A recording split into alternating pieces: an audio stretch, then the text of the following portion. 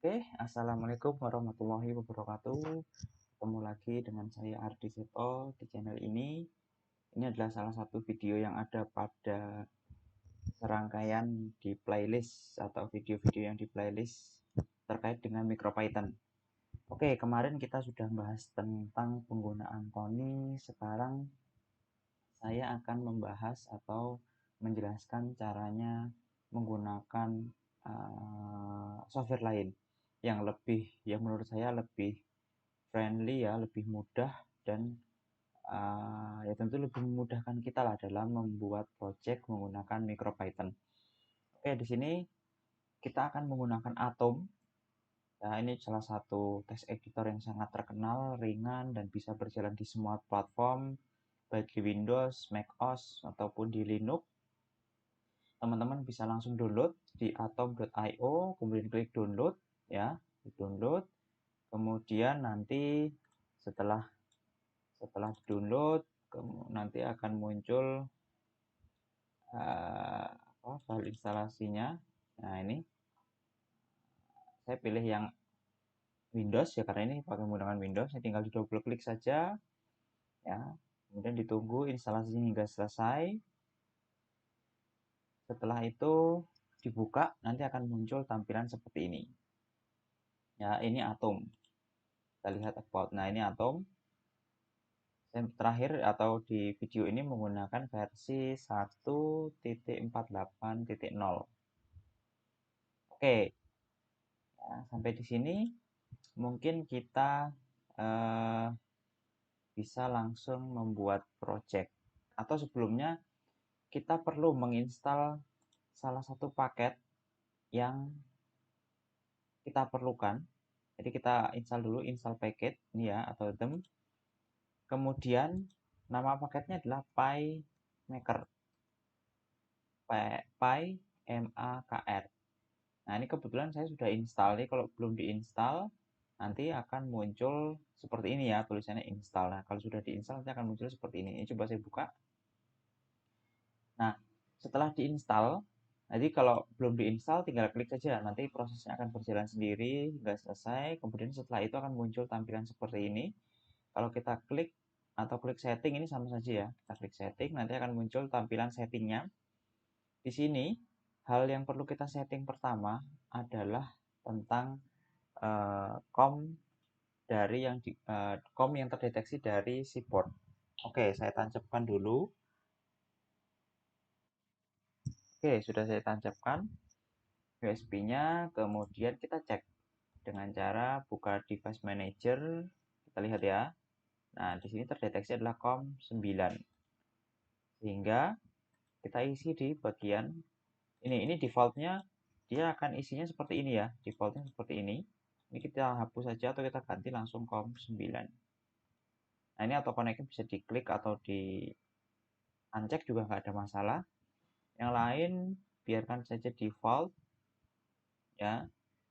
Dan halaman ini jangan ditutup dulu karena kita akan menggunakan shortcut-shortcut yang tersedia dan kita cari shortcutnya tersebut di halaman ini. Nah, setelah kita menyeting atau mengatur COM yang telah yang ingin dihubungkan itu terdeteksi di COM 9, sekarang kita membuat project baru dengan cara file misalnya kita open folder aja deh ya. Saya sudah bikin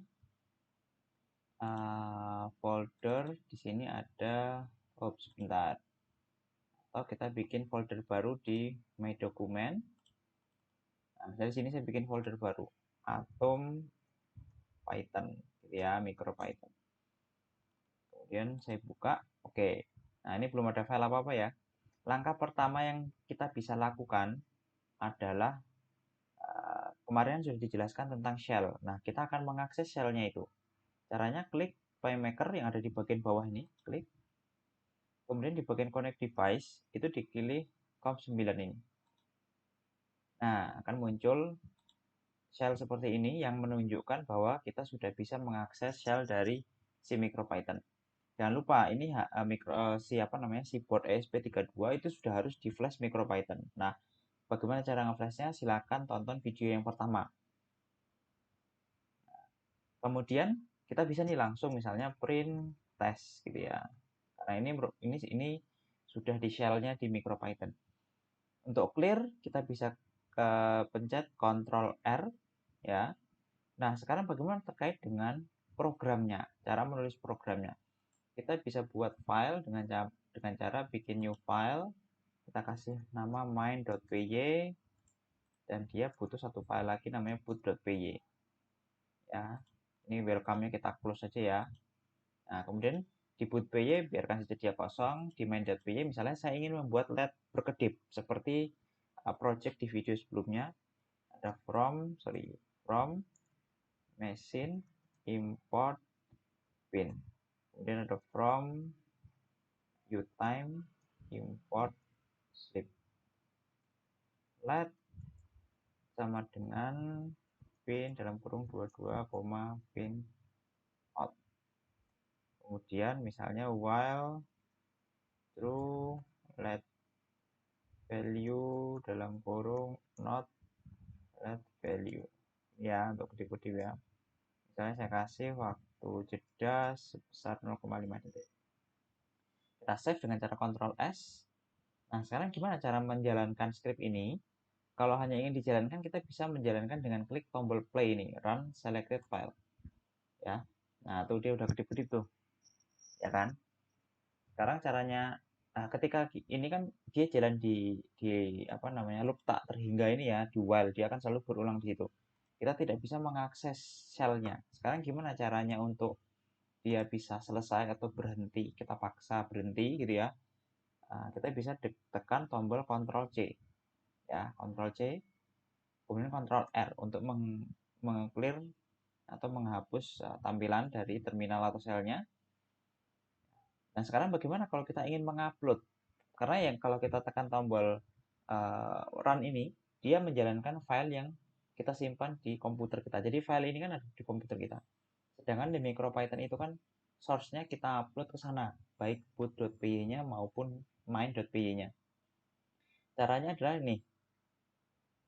Kita klik upload project to device. Kita klik ya, tunggu sebentar prosesnya, dia akan bekerja otomatis ya. Ini masih proses upload, selesai. Nah, dia otomatis file yang kita buat ini, dua file ini ya, boot dan main.py ini otomatis sudah terupload ke sana. Buktinya apa? Dia langsung berjalan kedip-kedip. Untuk berhenti atau keluar dari loop itu kita Ctrl C, kita Ctrl L untuk clear. Nah, di sini ada fitur yang cukup menarik. Teman-teman bisa menggunakan kalau nggak salah Ctrl D. Ya, Ctrl D ini adalah soft reboot. Jadi kita bisa seolah-olah mereset si MicroPython atau ESP32 sehingga dia menjalankan main.py yang telah kita upload tanpa kita pencet resetnya. Ya, ini bisa kita terminate menggunakan Ctrl C, kemudian Ctrl R untuk clear area clear tampilannya, atau kita bisa menekan di bagian kanan itu ada more, kita klik nanti akan muncul nih reboot device. Ini kalau kita klik, nah ini sama aja kita menekan tombol reset ya, sehingga kita nggak perlu bentar ya, tampilannya mungkin saya hilangi ya. Nah ini di bagian kanan ada more ini, kemudian input device ya. Ini saya pindah dulu agak atas deh biar kelihatan. Nah, oke, tampilannya saya perbesar. Nah, ini di bagian kanan tadi ada yang namanya reboot device. Jadi untuk mereset tanpa kita tekan tombol start-nya atau resetnya. Ya, mudah sekali. Misalnya ini saya mau ganti lebih cepat kedipnya begitu ya. Nah, bagaimana? Ini kita save dulu, Ctrl S. Nah, sekarang bagaimana cara uploadnya? Kita terminate dulu proses yang telah berjalan. Jadi ini kan loop forever ya. Kita terminate ya, biar bersih kita clear dulu, baru kita upload. Nah, ketika sudah di-upload, sudah selesai, nanti program kita, nah ini lebih cepat nih, 0,25 detik. Saya suka menggunakan text editor ini karena kita bisa lihat ya, dari sisi tampilannya itu sangat lebih menarik dibandingkan Tony. Ya, Tony itu kan tampilannya seperti software seperti biasa lah gitu ya. Ini kita bisa memanfaatkan warna-warnanya untuk mengecek error dan sebagainya. Dan dia juga sudah punya beberapa autocomplete gitu ya, seperti ini. Misalnya while kita nggak perlu ngetik sampai selesai, kita ketik WH, kita enter, kemudian true juga misalnya TR, enter. Jadi kita nggak perlu menghafal semua sintak-sintaknya. Let juga misalnya kita kasih L aja dia udah bisa menunjukkan let, itu kita enter dot misalnya value. Value belum ada ya, udah ada value seperti itu. Nah, sehingga memudahkan kita dalam membuat program. Atau contoh yang lain, for ya, kita FO gitu ya, ini ada nih for, misalnya in rank 10. Nah kan gini ya, ini lebih mudah. Halnya saya ganti for. Oke, saya save, kemudian ini saya stop dulu, Ctrl C, Ctrl R biar bersih, kemudian saya upload. Kita tunggu sebentar untuk proses upload. Oke, ini adalah cara untuk memprogram menggunakan Python. MicroPython di Atom. Ini mudah sekali ya, dan lebih menarik dibandingkan menggunakan Tony kemarin. Nah, sekarang jadi pertanyaan, ini kan file sudah kita upload ke MicroPython-nya. Sekarang bagaimana cara mengambil file, misalnya kita ngerjain di laptop atau di komputer lain gitu ya, kita hanya bawa device-nya. Nah, bagaimana caranya mengambil file main.py dan boot.py yang ada di device gitu ya. Nah, kita perlu software tambahan. Ya, software itu namanya, sebenarnya basicnya adalah ini.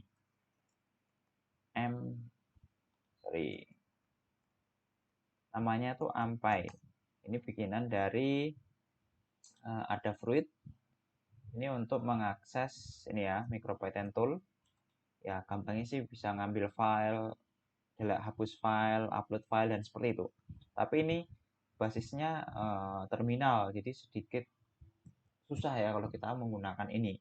Yang tidak terbiasa dengan terminal tentu susah. Nah, ada developer lain yang sudah membuat project yang lebih bagus, yaitu ada GUI-nya. Jadi ada tampilan GUI-nya.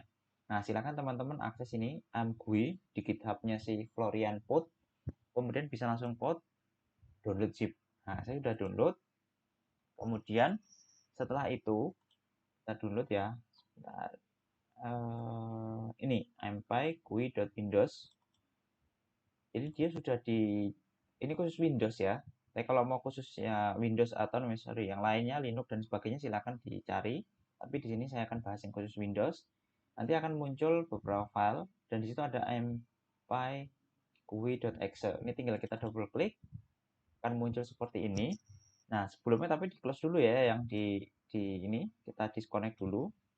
Karena kan kita mau connect ke sana. Nah, kalau ini masih connect jadi nanti nggak bisa connect.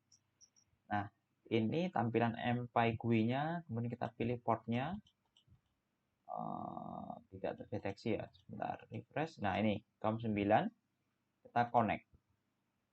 Kita klik connect. Nah, ini ada boot.py dan main.py. Nah, boot.py-nya 0 ya, karena memang nggak ada ya, nggak ada isinya. Nah, main.py-nya ini besarnya sekitar 148 bytes. Nah, gimana cara downloadnya? Kita tinggal klik get. Kita klik get, kemudian kita mau taruh di mana? Misalnya saya taruh di folder dokumen, ya di MicroPython Atom, tapi saya kasih folder di sini main misalnya. Nah, saya taruh di sini, select folder. Nah, kita lihat ya. Nah, ini main.py yang telah kita download dari device gitu ya. Jadi project yang kita simpan di dalam device bisa kita load lagi. Sebenarnya di toolnya di Atom itu ada yang namanya ini download from device. Tapi ketika dicoba saya rasa ini kayak seperti nggak berjalan gitu ya. Filenya tidak tahu tersimpan di mana.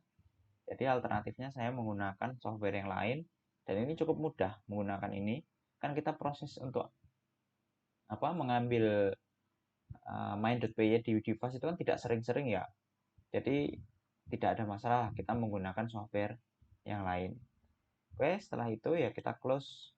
Kemudian kita bisa connect lagi dengan yang ada di Atom, misalnya seperti itu. Kita print, tes. Oke. Oke, mungkin videonya tutorial kali ini cukup sekian aja. Ya mohon maaf kalau ada kekurangan. Dan nanti di tutorial-tutorial selanjutnya saya akan menggunakan Atom ini.